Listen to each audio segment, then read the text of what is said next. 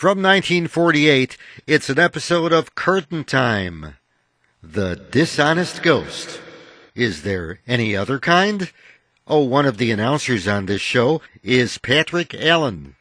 I don't believe he's related to yours truly, This Life or Beyond. Now it's Curtain Time and The Dishonest Ghost. Today's presentation on Radio Classics at theradiodadio.com. Bars Incorporated, makers of America's most enjoyable candy bars, presents Curtain Time!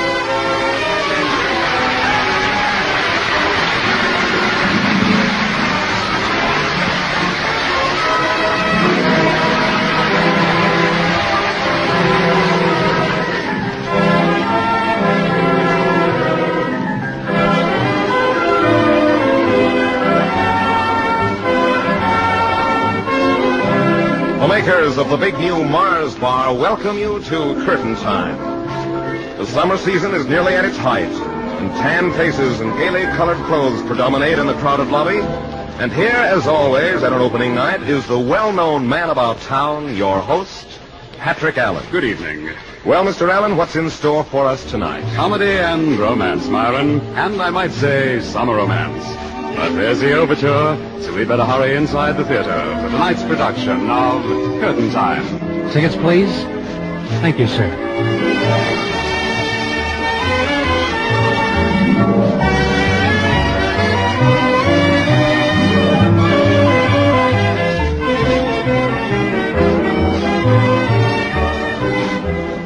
Seventh row center. Seats 7 and 8. Thank you. Well, these are excellent seats. But before the lights are dimmed, let's glance at the program.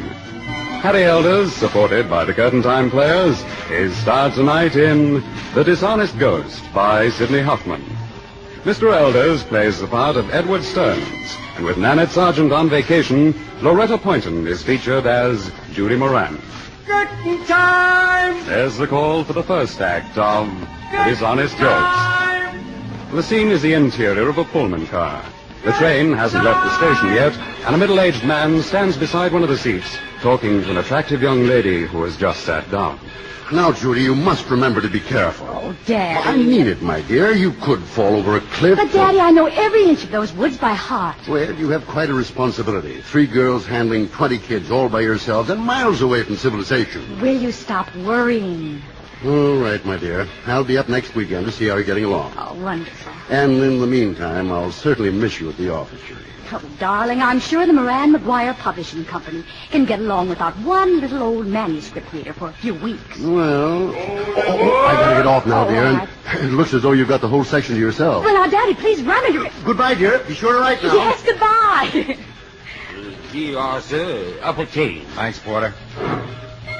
Pardon me, Oh, that's all right. Make yourself right at home. Thanks. For a while, it looks as though I have both the upper and lower to myself. Well, I'm sorry, but will you excuse me if I'm not very sociable? Well, of course. I have some work to do. Yes, I see. Are you a writer? Mm-hmm. What are you writing? I beg your pardon? I said, what are you writing? Oh, a novel. Right now I'm making some corrections. Then it's finished? No, I've got 236 pages so far. And... Oh, I suppose I should ask you. Ask me what? Well, sometimes I type at pretty odd times. And if I decide to do some writing tonight, You mean you can type in an upper berth? Sure, why not? Why not? You must be a contortionist. No, I'm not. It's simple. You just put the typewriter on your lap and, type. Well... Thanks. I'm sure you wouldn't mind.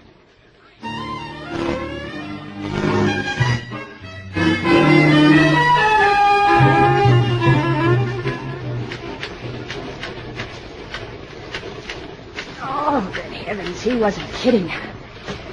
Well, if he's going to keep this up, I may as well pull the curtains back. Hey, what's this? Well, what do you know?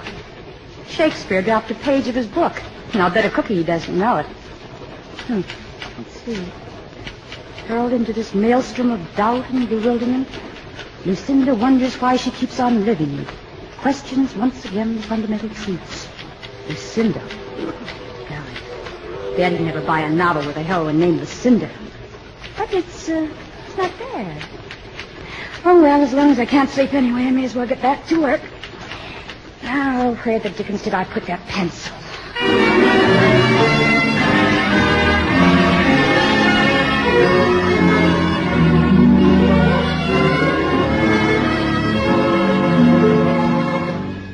Oh, but Porter, you must have seen it. I saw it, sir. Went through the corridor first thing this morning. There wasn't a scrap of paper on the floor. Just the same, it was... You better hurry up, sir. The train's almost ready to pull out. But I've got to find that page. You better get off quick, sir. You've been standing here in this station 2 minutes longer than we're supposed to. Oh, all right. Oh, you gods, what a way to start a vacation. Losing page 237. Good morning. Oh, hello. I think I have something that belongs to you. Isn't this yours? Oh, it's page 237. How did you get it? Well, I guess it dropped out of your berth last night. I picked it up off the floor. But it's all marked up. I know. You see, I was going to get it back to you before I got off the train, but I found out that you were getting off here, too, and, well, I thought that we'd have more of a chance to talk about it if I just... Of all the unmitigated nerve. I thought you'd appreciate it. Look, whom do you think you are, anyway, making corrections in my novel when I haven't even let my agent look at it? Well, I'm terribly sorry. I didn't know it was sacred. Most writers would appreciate what I did. Well, I don't. So I see. The idea of anybody just picking up a guy's manuscript. Well, now, Molly. Oh, Judy, am I glad to see you. Oh, gee, Molly, I just can't believe I finally got Come here. on, honey, let's get going. Lorraine has her hands full with the kids this morning. Okay. Say, Judy, who was the man with the typewriter who just walked away from here a minute ago? All I know is that he's a very sensitive young author. An author? Yes. Gee, I'll bet he's Edward Stearns, the man who's rented the Wilbur's cottage. Oh? Well, I wonder how he expects to get to it. Hey, look, Judy, he's coming back. He probably wants to bawl me out again. Well, you are. Why? Shh, I'll tell you later. Pardon me, but is there a bus from here to Bird Lake? Are you kidding? You're in the North Woods. Well, perhaps you can tell me how to get to the Wilbur's cottage. Oh, sure. It's a good 4-mile hike up the road. 4 miles? Oh, good grief. Look, why don't you hop in the station wagon? Well... We're only half a mile from your cottage. We'll drop you off. You're only half a mile from me? Yes. But I didn't know there was anyone else up here. There isn't. Just you and our girls' camp. Girls' camp? Oh, brother, when does the next train leave?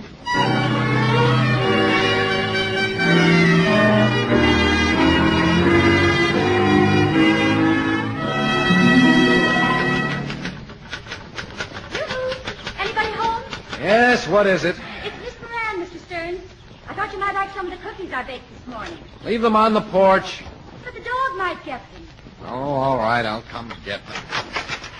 Hello. Look, it's very nice of you, Miss Moran, but how in heaven's name do you expect me to get any work done if you come calling every day? How's the novel coming along? Should have been finished by now. Oh? Well, I'd love to read it. I'm sorry, but I don't let anyone see my unfinished work. Oh, you shouldn't be ashamed of it, Mr. Stearns. The page I read was excellent, except I'm for... not ashamed of it. Just happen to believe that it's bad luck to let other people read what I've written before it's finished. Then you'll let me read it when it is finished? I didn't say that. Besides, the minute I'm through, it goes to my agent. After that, it's up to him who sees it. Oh. And now, if you'll excuse me... Oh, sure. Well, I have to get back to camp now myself. Goodbye, and I hope you enjoy the cookies. The cookies? Oh, yes, the cookies. Thanks. Dear God's cookies. What'll she think up next to bother me with?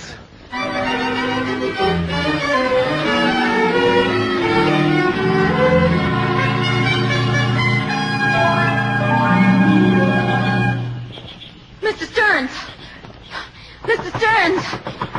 Mr. Stearns! Hey, what's the idea? It's Molly Adams. Mr. Stearns, I'm sorry if I woke you up. Oh, good grief. What time is it? It's after midnight, and Mr. Stearns, I'm simply frantic.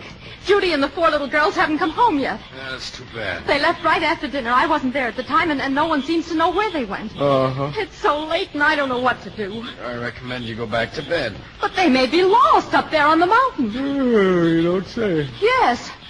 I telephoned Bill Yates, Who's he? the forest ranger, but he's 30 miles away, and it'll take him hours to get here. Look, what are you getting at?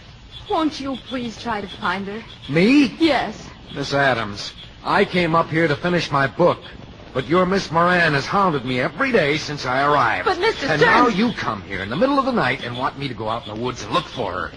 Well, she can stay lost for all I care. Mr. Stearns, you don't know what you're saying. Don't I? I can't leave the camp, and...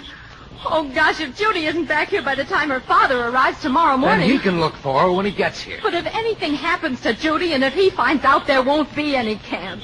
What do you mean by that? I mean that her father practically supports the camp. Uh-oh, I might have known it. Well, he doesn't like people to know it, but John K. Moran is one of the most generous men that Did ever... you say John K. Moran? Yes, Is he John K. Moran, the publisher? that's right, and if he ever... Gods, and I almost turned down a chance to rescue his daughter. Then you'll... Will I? Which way did she go? Where's my flashlight? Where's the... Well, don't you think you'd better... I'd better what? Well, you're hardly dressed to go searching for... I'm hardly dressed, period.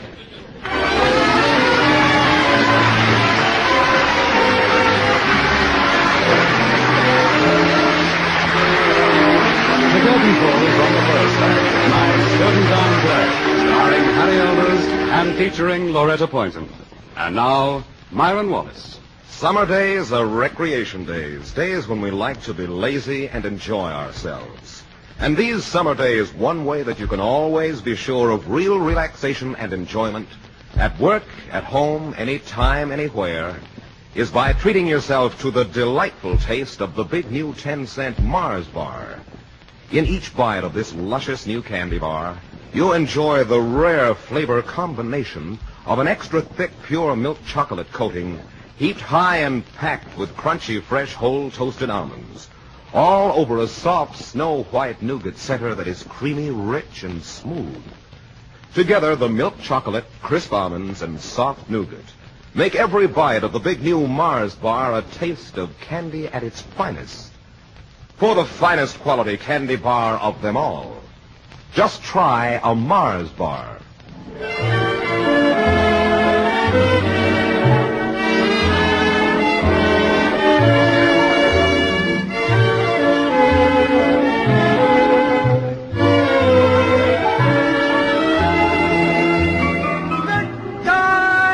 There's the call for the second act of The Dishonest Ghost, brought to you by the makers of the big new Mars bar.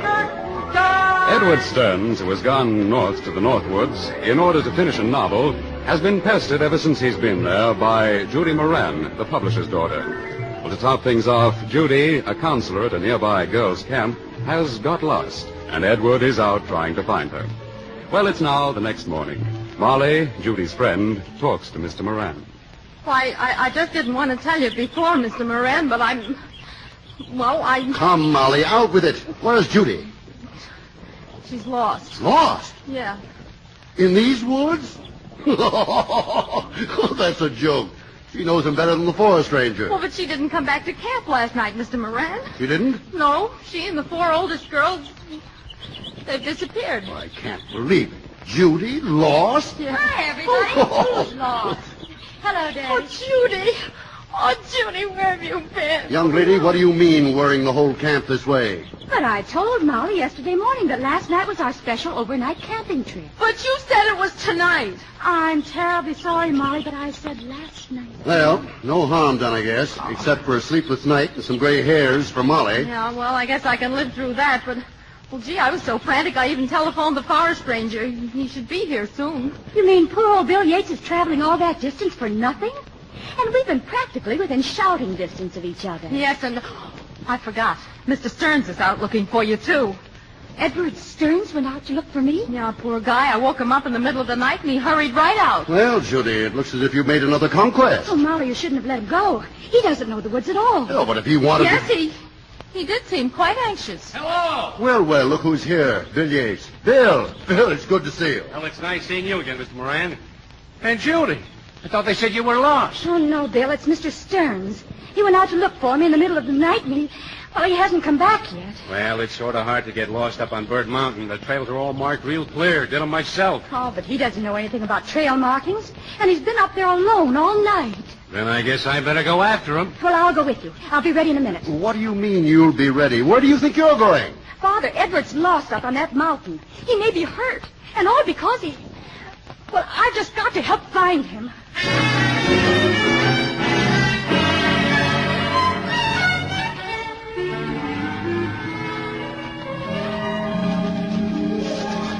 Oh, Bill, we've been up here for hours, but not a sign of him. Yeah, it sure is funny where he could have disappeared to. Oh, I really can't believe he ever got this far. Well, the only thing for us to do is split up for a while. All right, you keep this side of the trail, and I'll take the other. Okay, but don't go beyond the sound of my voice. I don't want you to get lost. Oh, I'll be careful, Bill. Here's hoping. Well, I guess I'll try the ridge up yonder.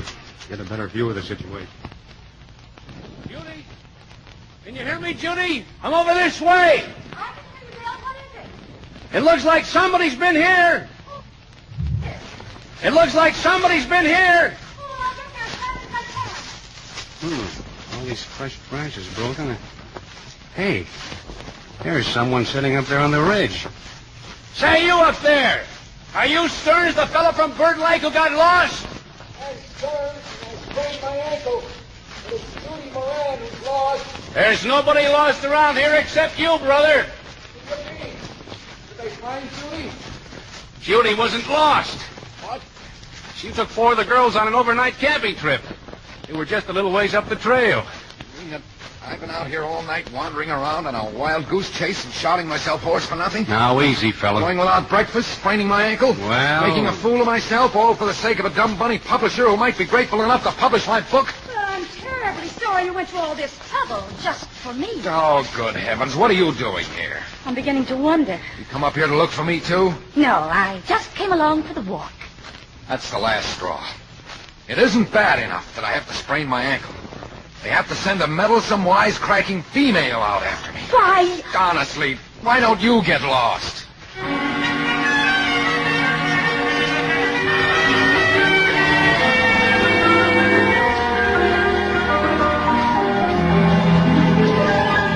Oh. Now, easy does it now, fella. Oh, but I must be darn near pulling your neck off. Don't worry about me. Besides, we're past the worst part, aren't we, Judy? I suppose. How much farther do we have to go? My foot can't take much more of this. Well, we're almost there. When we get around the next turn, we should be able to see the cabin. Right, Judy? Now, to tell the truth, I'm a stranger here myself. Oh, for crying out loud, don't stay mad. I'm sorry. You said that before. Well, what do you want me to do? Dedicate a book to you? Not if it's that book you've been writing. What do you mean, not if it's that book? You don't have to be nasty. You haven't even read it. And I don't think I care to now. Hey, I think I see the cabin. Hey, you're right. I can see the sun on the window panes. There's someone out in the yard, too. Well, you've got better eyesight than I've got, Judy. See, it does look as though someone's down there. But I think it's Daddy. What's he doing? He keeps going into the cabin and coming out. Say, that doesn't look like sun on the window panes to me. No, it doesn't. And there are other people there, too. Oh, that's funny. I wonder what... Good heavens, my cabin's on fire. Edward, you can't. But I've got to get my cabin. Edward, be careful of your ankle. Wow, look at him go. Never saw a fellow run with a sprained ankle like that. Oh, Bill, what a terrible thing to happen. It's all my fault. It is not, Judy, and stop fretting about him. From what I've seen of him, he's not worth worrying about. Oh, but he is, Bill. He is. Young man, of all the stupid, harebrained young idiots, you take the prize. Running off to the mountain there and leaving a fire burning in the fireplace. Why, you could... Tell me, did you save it? Save what? He means his book, Daddy. We didn't save anything. All we could do was... Get out of my way. I've got to go in there. Now, hold on. Edward, you can't go in there. It's nothing but smoldering wood. Yes, Molly and the rest of us got the fire out. If we hadn't, the whole force would be inflamed by now. But as far as trying to save any book... That's just swell. My novel, it's just a bunch of ashes.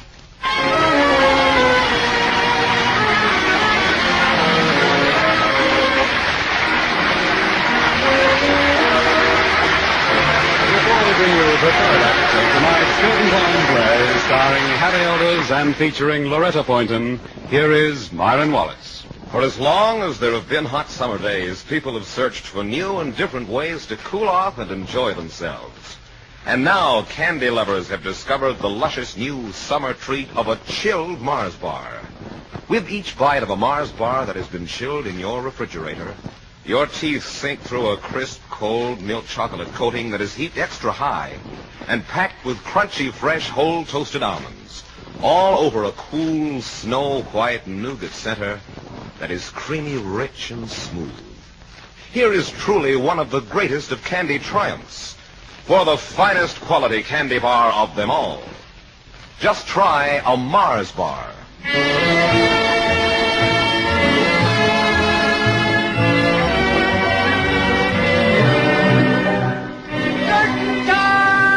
There's the call for the third act of The Dishonest Ghost, brought makers of the big new Mars bar. Edward Stearns was awakened in the middle of the night because Judy Moran was supposed to be lost. But the next morning, Judy wasn't lost at all, and Edward was.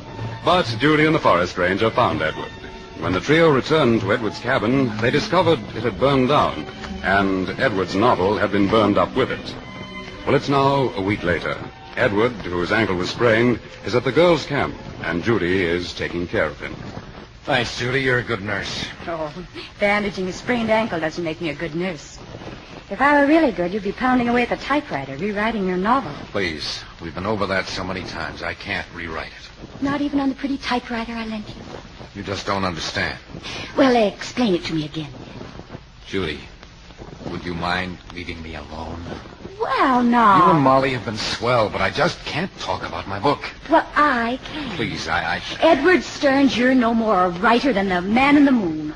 What? Do you think that a real honest-to-goodness author could be stymied by a mere accident? A mere accident? 2 years' work gone in one day? All right, feel sorry for yourself. You've been sitting here for 1 solid week staring into space and telling yourself how much you're suffering. That's a nasty crack. You're wallowing in misery because the great American novel got burned up. Listen, you. I've never struck a woman in my life. And now with a chance to rewrite it, to improve it, to correct all the things you didn't like about it. Will you please get out? What do?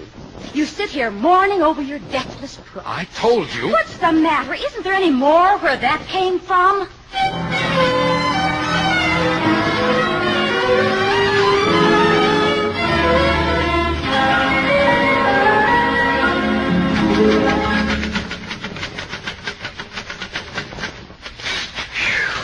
Chapter 1, all finished. Edward, won't you let me read it? I promise I won't tell a soul. Oh, gee, Judy, I hate to turn you down. You've been so... That is, you and Molly have been so swell. Pretty please? Oh, well, I don't suppose it matters if you do read it. Then you will let me... Here, take my carbon copy and I... Yes? Well, I don't know exactly why, but I hope you like it. You do? Well, I think I will.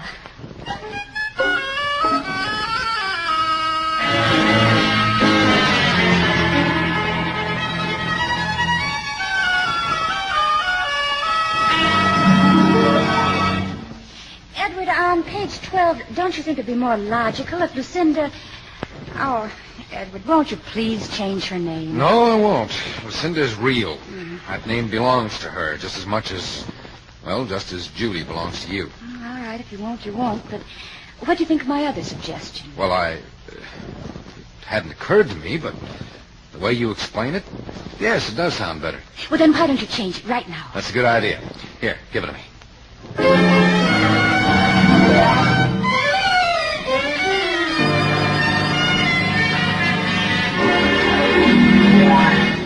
Judy, what do you think of Chapter 3? I followed your idea. Just a minute, I'm not through yet. Okay. Let's say, did you bring back my carbons of the first 2 chapters? What? The first 2 chapters. Did you remember to bring my carbon copies back with you? No, I wanted to read them again. Well, Edward, I can't finish reading this here. I haven't time, but, well, let me take it back to camp with me. Okay. You can have a carbon copy. Swell. For God's sakes, don't lose it.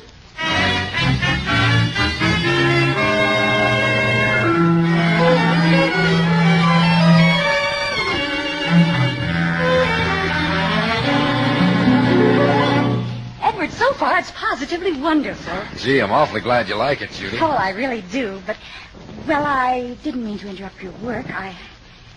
I just dropped in to say goodbye. Goodbye? What do you mean, goodbye? Well, just that my vacation is over. It is? Mm-hmm. Daddy's driving up to take me home tonight. But it seems... vacations always seem so short, don't they? Yes, especially this one. It's been so wonderful. I think so, too. Do you, Edward? Judy, I'm so grateful to you for everything. Don't mention it. By the way, you still have the carbon copies of those first 4 chapters. Yes, why don't I walk back with you and pick them up? Oh, no, I wouldn't think of having you interrupt your work. It'll take only a few minutes. No, I'll send someone back with them tonight before we leave. I promise I will.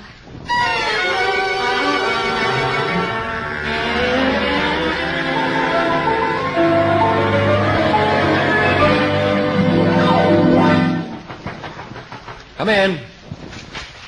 What? Oh, Mr. Moran. Come in, sit down. Certainly will, my boy. But I haven't got much time, so let's get right down to business. Business? Yes, now let's see where they put those darned option papers. Option papers? Of course, of course. Stern, you don't sound much brighter than I thought you were. If I didn't know that you had written this, Written? If you hadn't known... Oh, yes, here they are. Now, stop muttering for a minute and sign here. Sign? Yes, all 4 copies. All 4? Come, I haven't much time and...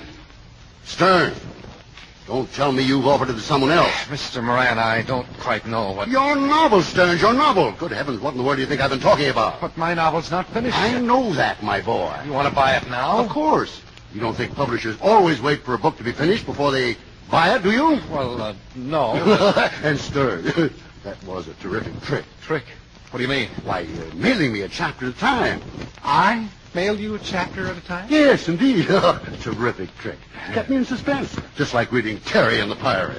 Well, gee, yes, you've done a brilliant job of rewriting. Well, thanks, but... Funny thing, too. I told Judy you didn't have it in you, but, well, I guess our first meeting was a little unfortunate. Look, let me get this straight. Why, Judy. I think this is where I come in. Judy, Edward, I owe you an apology, I think. Look, will somebody please tell me what this is all about? Well, I will if you'll just listen to me. I've been trying to tell you that I've been terribly dishonest with you. Dishonest? My dear, I'd hardly call it... When you wouldn't let me read the first draft of your novel, Edward, I borrowed the carbon copy. Of all the crust. Young man, There what's are your lots language? of things wrong with it. Lots of things Go wrong on, with it. go on. But I sent it on to Daddy anyway. Yes, and I knew you wouldn't miss it because you thought it'd been all burned up. And all the time you had a copy.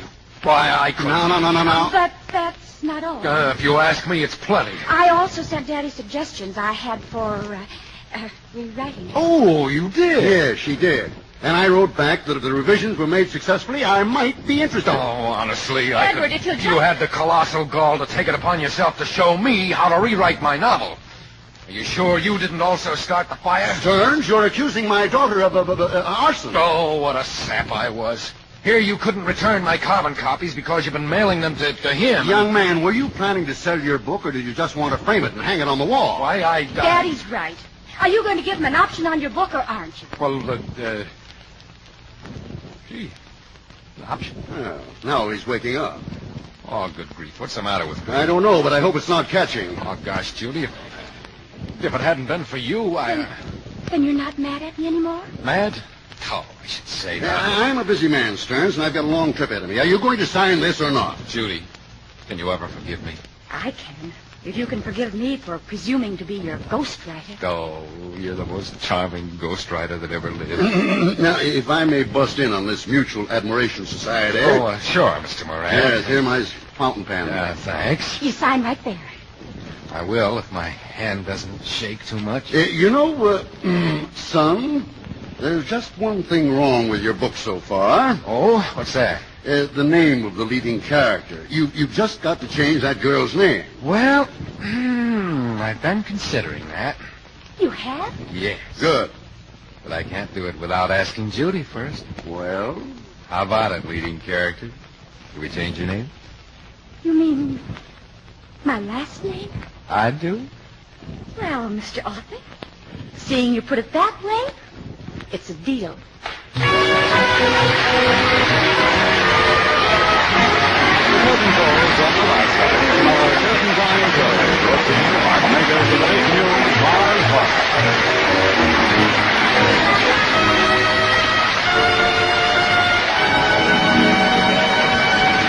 Tonight's Curtain Time starred Harry Elders and featured Loretta Boynton. The supporting players were Geraldine Kay, Michael Romano, and George Caesar. The Curtain Time music is arranged and conducted by Bert Faber, and the entire production is directed by Harry Holcomb.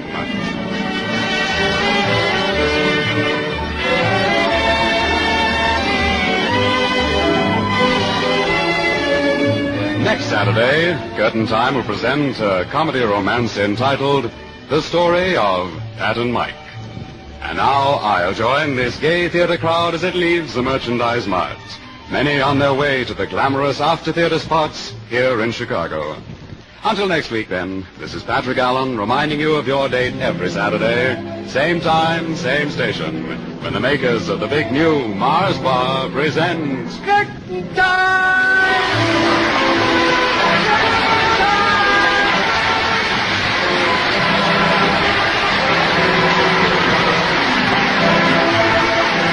Monday night, be sure to hear Dr. I.Q., the mental banker, and next Saturday, be with us once again for Curtain Time. Remember, for the finest quality candy bar of them all, just try a Mars bar.